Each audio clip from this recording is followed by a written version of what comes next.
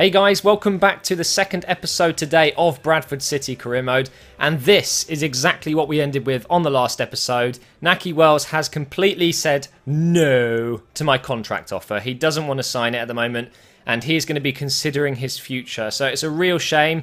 Hopefully we will find out soon what's going on with Naki Wells at Bradford and see if he's going to stay or not. But look at EA just rubbing it in my face. Every single pop-up was Naki Wells said no, he doesn't want to. It's just shut up. You know, look, there it is again. What are you doing? Why are you doing this to me? Naki Wells is my best player and I absolutely must keep him. If I've got any chance of keeping him, it's winning the league. It's, you know, paying him more money, obviously, which he's just turned down, which is crazy if you ask me. But we'll see how it goes. Hopefully he will stay. But anyway, we're going through the team here, making sure that everyone is fully fit.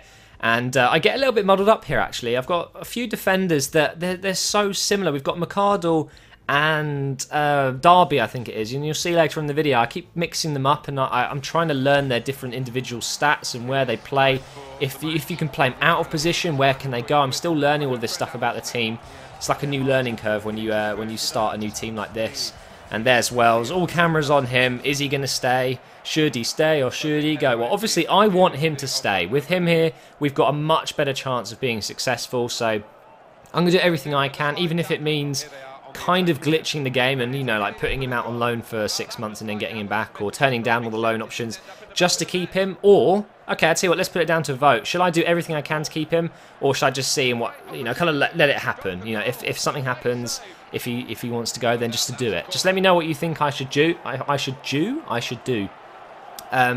Anyway, this game here was really boring. It was actually incredibly boring. I don't know what was going on with me. I didn't have my finishing boots on. I was unable to score. Oh, I'm going to sneeze. La la. Don't sneeze, Matt. Not during a video. Hay fever is driving me mad. My mouth is so itchy right now.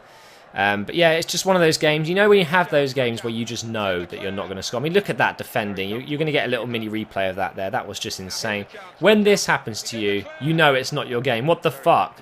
That would have been a goal in any other situation, you know. It's just so unfortunate that I couldn't score that. But we move on. They get a few corners there, but it wasn't to be. They weren't going to score from that, and it was half-time at this point. And I was just struggling to get you highlights from this game. There's just nothing going on in this game whatsoever. It was a very boring one indeed. And what I wanted to do was actually do some sort of scouting bit at this video. So at the end of this video, I'm going to be scouting for real. I'm going to be using SoFifa.com, looking at a few young players that I'd like to bring into the squad.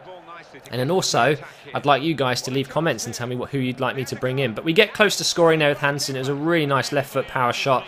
Kind of near post, but didn't really go where I wanted it to go. And the keeper was able to pull off the save, which was frustrating, to say the least. But it's okay. We've still got almost the whole second half here. I don't know how that wasn't a free kick, by the way. I'm sorry, ref, but he completely obstructed me there. I reckon I could have gone through into the box and potentially scored that. But look at all these. It's just scrambling. I'm literally scrambling for the ball here. I get it back almost every time, and then I lose it, and then they pass it out, and then that was it there. And now we're into the 90th minute. This is the last chance to score. Can we do it against Wickham? Can we? It's a great cross. Look at that. Oh, my God. How did he miss? How? How did he miss that? Like, honestly, it was, oh, so frustrating. So we get nothing from that game. Well, we get 1 point, but we get no goals. And we get another message here from Naki Wells saying, "Morning, boss. I've started to have some doubts about leaving the club. I'm not saying I'm going to stay, but I'm less adamant than I was about when I previously spoke about leaving." So, basically, Naki Wells is kind of on the bridge at the moment, or is that even the right? He's on the fence. That's what I should say. He's not saying he wants to stay, but at the moment he's a little bit unsure whether he should be going or not.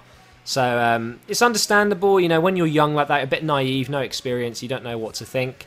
Maybe he will stay. I hope so anyway. But here's my youth player that I scouted, buying that Scout a Future Pro or whatever it's called, a Future Star. That's it. He looks like an alright player. The thing that's bugging me about him is he's really short, and defenders or defensive midfielders, when they're short, they tend to be not as good. You need someone who's quite bulky but strong and fast, you know. So we'll see when we eventually get him into the squad. He's only 14 at the moment. And then we get an offer from a Russian league side. I can't remember the name. It's like Amkar Perm, I think it is, or Amkar. Never really played with them before, and obviously I was going to reject that offer. But it did make me think, I wonder what kind of jobs there are out there. So I decided to look at the potential job openings. Excuse me, my throat is killing me right now. There's a few teams here. We got Wickham, who we just beat. No, sorry, we drew with. You've got Coventry there, who we beat, and we lost to as well in the Johnston's Paint Trophy. So we have got a few clubs there that we could potentially go to. But for the moment, obviously, I want to play at Bradford. I want to get them into the next few leagues. But I wanted to say that I'm open. You know, I am open to the thought of maybe switching clubs in a couple of years and just staying with this career mode until FIFA 14 comes out, and kind of just keep jumping on different teams when I get bored.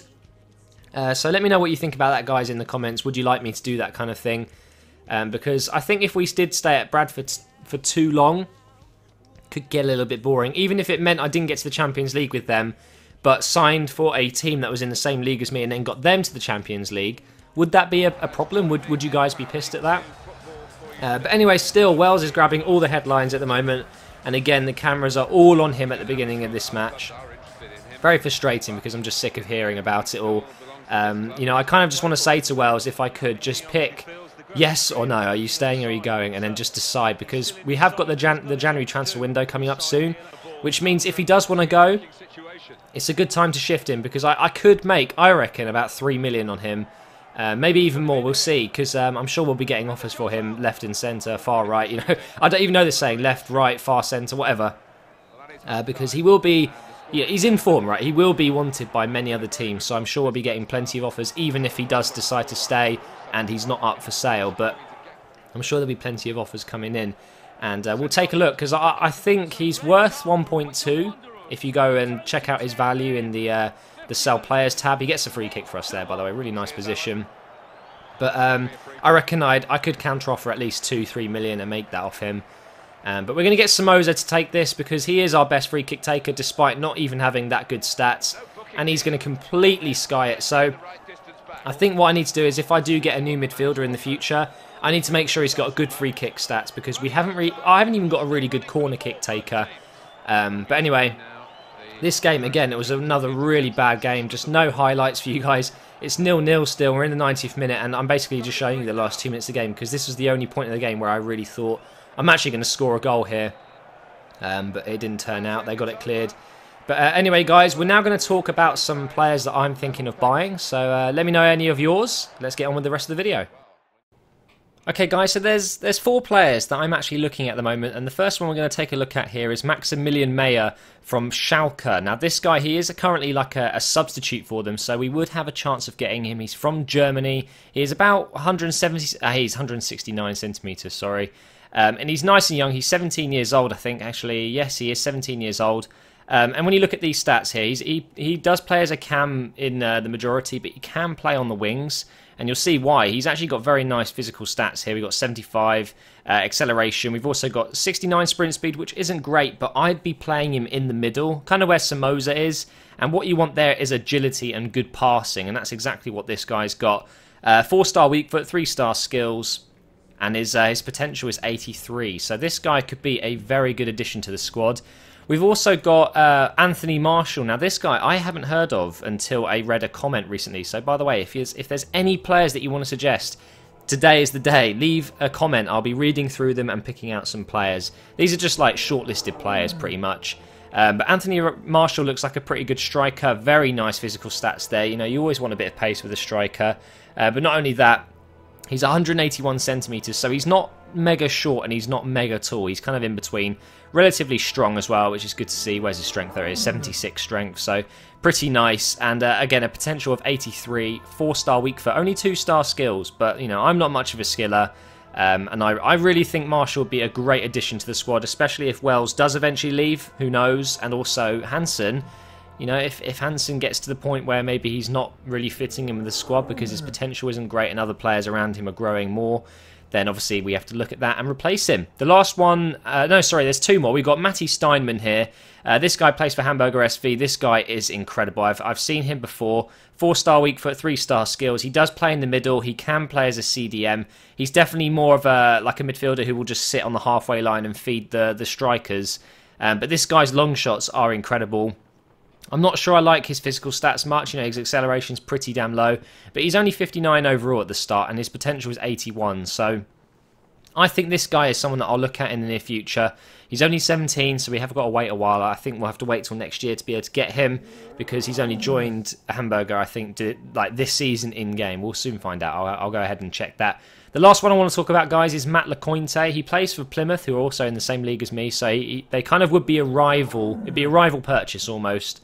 But this guy is power. This is all you want in a striker. You want power. He's not as tall as Marshall, but is still a pretty decent player, but with a potential of 80.